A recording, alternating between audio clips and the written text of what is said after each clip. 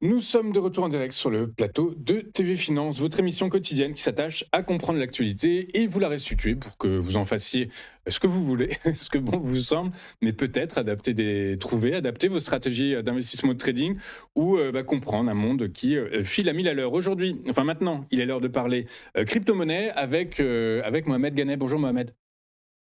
Bonjour Louis-Antoine. Merci beaucoup, Mohamed, d'être avec nous ce matin. Mohamed Ganet, vous êtes fondateur de MyScaling, spécialiste des marchés crypto. Euh, le Bitcoin se comporte plutôt bien en ce moment. Et quelles en sont les raisons? Bon, forcément, le cessez-le-feu qui a été annoncé et également les institutionnels qui ont continué de se positionner assez fortement sur le marché encore la semaine dernière.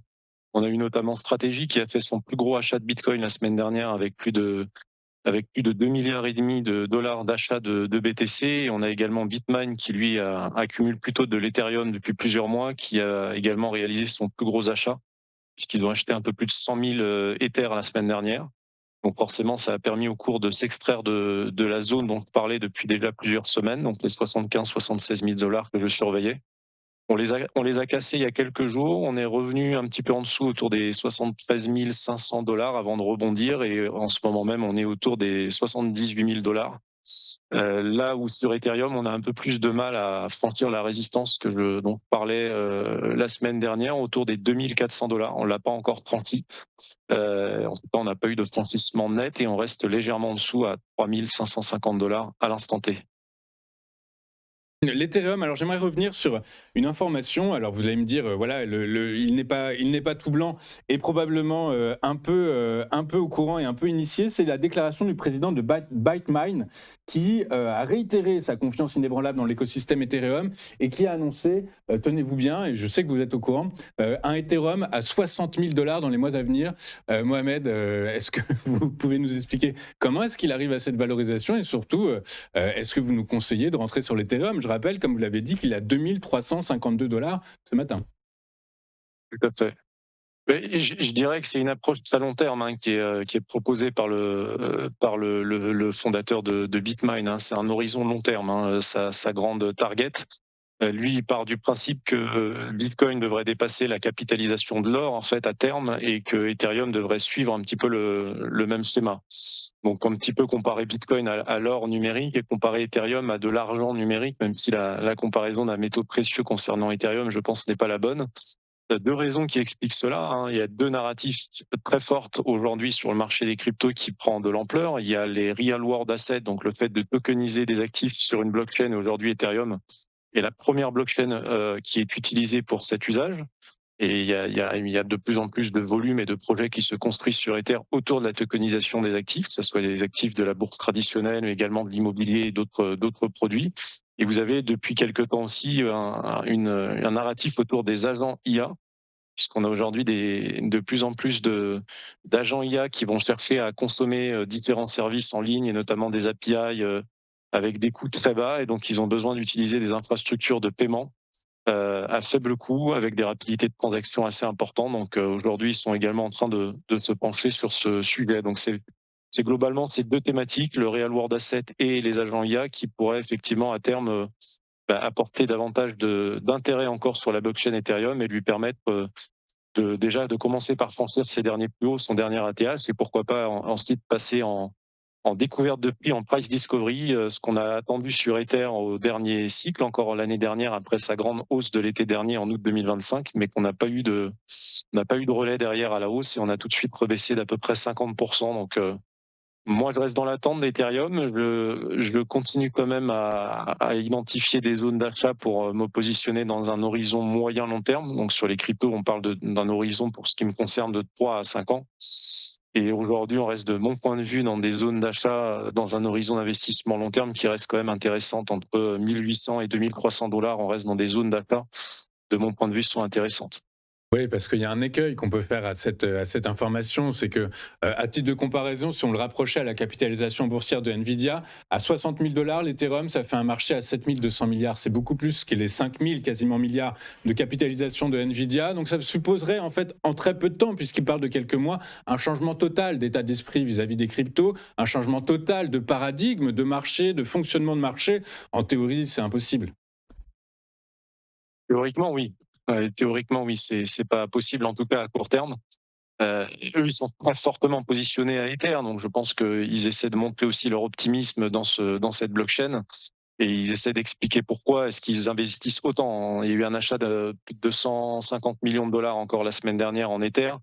C'est les plus gros stakers sur le réseau d'Ethereum, c'est ceux qui ont bloqué le plus de jetons sur le réseau. Et ils veulent, à terme, dans les prochaines semaines, hein, avoir 5% de la supply totale d'Ethereum en portefeuille. Donc ils sont quand même voilà, ambitieux et très fortement positionnés sur cette tactique, donc forcément qu'ils essaient de le mettre en avant et de viser des targets qui peuvent sembler irréalistes à court terme, mais dans un horizon long terme, si on va déjà chercher les 10 à 15 000 dollars sur Ether dans les 3 prochaines années, ce serait déjà super.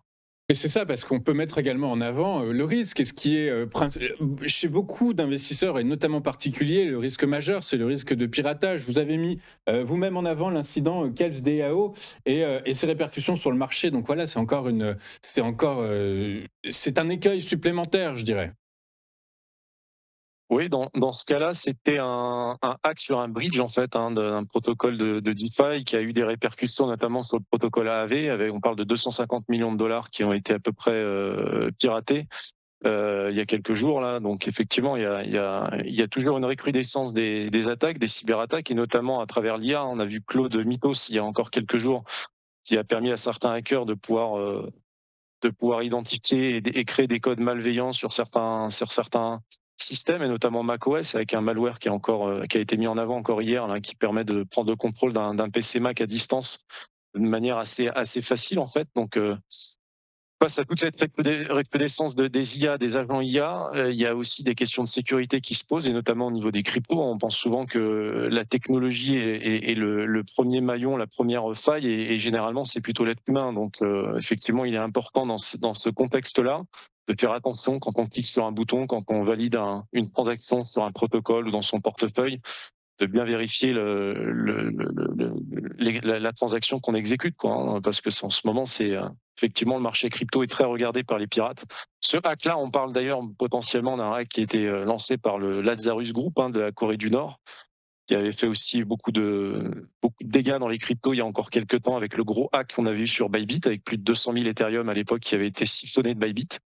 Donc effectivement, il faut être sur ses gardes plus que jamais et privilégier la décentralisation, ne pas stocker tous ses actifs sur des échangeurs centralisés, ne pas hésiter à s'acheter un hardware wallet, stocker ses cryptos sur le moyen long terme plutôt sur un hardware wallet à froid et éviter de laisser des montants importants sur des plateformes centralisées. Et me dire que je vais jouer les classiques du marché des cryptos, mais on vous parlait d'extorsion sur les internets, sur Internet, sur les places financières, mais il y a également, et alors après un mois de janvier tristement historique avec 9 affaires enregistrées, on a assisté il y a quelques jours à une nouvelle tentative d'extorsion de crypto. Voilà, ça fait peur aussi d'une certaine façon, non? Oui, Ouais. il faut être, Voilà. ouais, il faut être sur ses gardes plus que jamais. L'actualité est pas bonne, hein, depuis le début de l'année à ce niveau-là. Il y a eu beaucoup d'incidents liés à certains acteurs crypto en France. On en a encore eu cette semaine avec une extorsion. Je crois on parle de 700 000 euros en crypto de mémoire en début de semaine. Donc il faut jouer à tout prix, je pense, plutôt la discrétion, éviter de trop s'exposer et puis surtout essayer d'être accompagné par les bonnes personnes, puisqu'on parle de sûreté, là on parle de sécurité physique aussi, hein, de sécurité humaine, on ne parle pas que de sécurité technique. Donc il faut faire attention, les temps sont un peu compliqués, il y a eu des fuites de données sur certains prestataires justement qui ont pu mettre en avant des personnes qui détiennent justement des cryptoactifs, et c'est l'exposition de ces données qui rend les gens vulnérables. Donc effectivement, les temps ne sont pas toujours faciles à aborder quand on est un investisseur crypto et qu'on vit en France en ce moment. C'est pas simple. Exactement, ça c'était pour les mauvaises nouvelles. Pour les bonnes nouvelles, il y a un bruit qui commence à courir, c'est que la BNS, la Banque nationale suisse, pourrait acquérir des bitcoins. C'est une bonne nouvelle, ça, pour une banque réputée être la plus neutre possible, la plus sensible possible et la plus... c'est elle, je rappelle, hein, qui initie souvent les mouvements de taux sur les marchés. Résultat, par la force des choses, c'est peut-être un bon indicateur à aller chercher. C'est une très bonne nouvelle. On parlait aussi d'ailleurs d'un stablecoin en France-Suisse là, depuis un moment et on n'y voyait pas forcément l'intérêt, notamment par rapport au taux, hein, puisque le business plan d'un justement des stablecoins, c'est de pouvoir faire de générer des bénéfices sur les taux. Donc effectivement, le fait qu'on ait cette nouvelle au niveau de la Banque nationale suisse est plutôt positif pour le marché au global. Et ça montre également que le Bitcoin n'est plus ignoré, y compris par les banques centrales et les institutionnels. On l'a vu encore avec Saylor la semaine dernière, de plus de 2 milliards de dollars d'achats en BTC, c'est quand même énorme. Et le fait que la Banque nationale suisse s'y mette me rassure également dans ces temps qui sont pas forcément propices. Hein. Quand on regarde encore le graphique BTC, on est sorti de la zone par le haut, mais c'est pas un mouvement qui est franc. C'est un moment dans lequel il y a eu du volume, mais sur lequel pour l'instant il n'y a pas de relais en fait à la hausse. Donc et d'ailleurs, si je vous partage un autre graphique qui est assez intéressant, c'est la présence des investisseurs justement particuliers sur le marché des cryptos. Quand on est sur des zones grises, ça veut dire que les particuliers sont plutôt en dehors du marché. Quand on est dans du vert, ils arrivent. Quand on est dans du orange, ils sont très présents. Et dans le rouge, c'est qu'on a des investisseurs particuliers extrêmement présents. Et là, comme vous pouvez le voir sur ce graphique, depuis mars 2024, on n'a quasiment pas eu de présence des investisseurs particuliers sur le marché crypto. Certains sont partis d'ailleurs se diversifier sur des actions qui touchent plutôt à la tech, notamment Nvidia, Intel et autres. Mais c'est vrai que depuis 2 ans, là, sur le marché crypto, il est plutôt drivé beaucoup par les institutionnels et donc plutôt par des achats spot dans un horizon d'investissement moyen-long terme. Ouais, très clair, hein. La preuve en est, l'ETF BlackRock qui a atteint un record de 806 700 BTC, soit 63,7 milliards de dollars. C'est gigantesque. Mais c'est dans les C'est cours. énorme. Mais c'est dans les C'est cours. énorme et c'est pricé. Et c'est price, exactement. Comment est-ce qu'on aborde, alors d'un point de vue géopolitique, on a bien compris que le Bitcoin réagissait quand même assez fortement aux évolutions des différents communiqués diplomatiques. Comment est-ce qu'on aborde cette période là pendant laquelle, a priori, Donald Trump vient de dire que le cessez-le-feu sera en vigueur pour une durée indéterminée. On se positionne sur le BTC parce qu'on a compris que c'était plutôt un catalyseur à la hausse, ou de toute façon, on le sait très bien, ça peut vriller dans un sens comme dans un autre en moins de 10 minutes. Résultat, on reste quand même à l'écart malgré tout, ou il y a une fenêtre d'investissement là? Je pense qu'il est intéressant de s'y exposer, mais de le faire de manière modérée. Donc déjà, on n'intervient pas avec des produits à effet de levier et on essaie plutôt de rentrer sur le marché sur des replis. Le premier repli que moi je le surveille sur le BTC à court terme, c'est les 73 500 dollars pour potentiellement un double appui sur le niveau qui a été touché il y a 5 jours. Et si je dois aller chercher un niveau en dessous, si on venait avoir une mauvaise nouvelle et un repli beaucoup plus important sur le BTC, je rentrerai sur le support dont je vous avais parlé il y a 3 semaines, autour des 66 000 dollars. Donc ça serait plutôt de l'achat spot. On a aussi la possibilité de se positionner sur les options, puisqu'on a aujourd'hui une volatilité implicite sur le BTC qui a plutôt encore baissé, puisqu'on est sur une vol autour des 30, une volatilité implicite autour des 30 sur le Bitcoin. Donc ça permet également de pouvoir potentiellement s'exposer sur le Bitcoin en achetant des options. Donc pourquoi pas sur un excès haussier, si on continue à vouloir accumuler du BTC, on peut se couvrir en face en achetant un petit peu de put. Et si on a un repli de marché entre 73 500 et 66 000 dollars, soit on rentre avec des achats limites en spot, soit on peut commencer à se positionner également avec des achats d'options sur des échéances qui peuvent être plus courtes ou plutôt long terme. Donc on peut se positionner déjà sur l'échéance de juin dans un horizon trimestriel et on peut se positionner pourquoi pas après l'été en septembre si on veut se laisser un petit peu le temps d'avoir raison dans notre prise de position. Eh bien écoutez, c'est noté. Merci beaucoup Mohamed d'avoir été avec nous ce matin. Mohamed Ganef, fondateur de MyScaling, spécialiste du marché crypto, avec nous tous les jeudis pour nous aider à y voir plus clair et adapter nos stratégies d'investissement ou de trading en fonction de l'évolution de l'actualité, mais aussi en fonction de critères techniques et graphiques. Merci beaucoup Mohamed d'avoir été avec nous Merci à vous. aujourd'hui. On marque une courte page ou une page de publicité et on se retrouve dans un instant pour notre interview avec Philippe Béchade. À tout de suite sur TF Finances.